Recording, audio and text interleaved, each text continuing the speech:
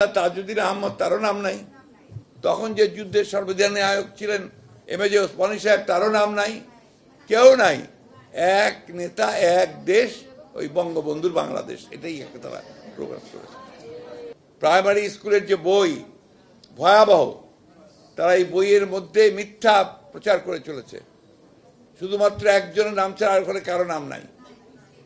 এমনকি তাদের নেতা তাজউদ্দিন আহমদ তারও নাম নাই।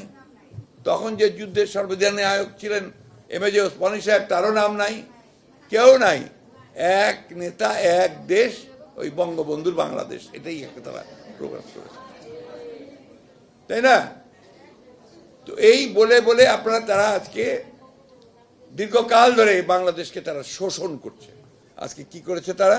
সব কিছুকে বাতিল করে দিয়ে দলীয় সরকারের অধীনে নির্বাচন হবে, এবং সেই দলীয় সরকারের অধীনে তিনটা নির্বাচন তারা পার করেছে।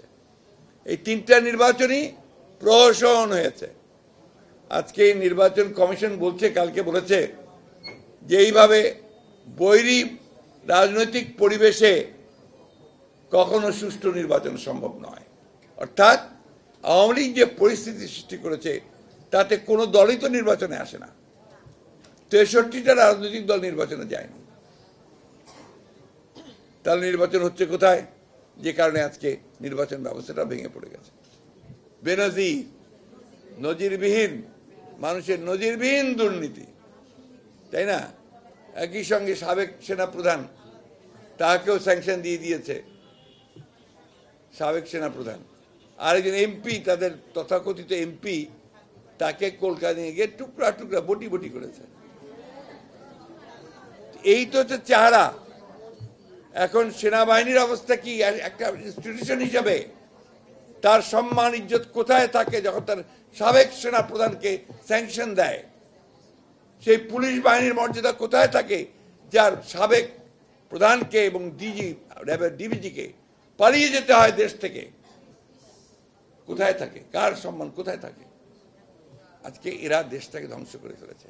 আর এই সময়টা তৈরি করেছে এই সরকার, এই আওয়ামী লীগের সরকার, যারা গত 3 টার্ম 15 বছর ধরে সম্পূর্ণ বেআইনিভাবে জোর করে রাষ্ট্রকে ব্যবহার করে এই পুলিশ, এই বিডিআর, আপনার প্রশাসন, অন্যান্য সব রাষ্ট্রযন্ত্রকে ব্যবহার করে তারা আজকে জোর করে ক্ষমতায় টিকে আছে।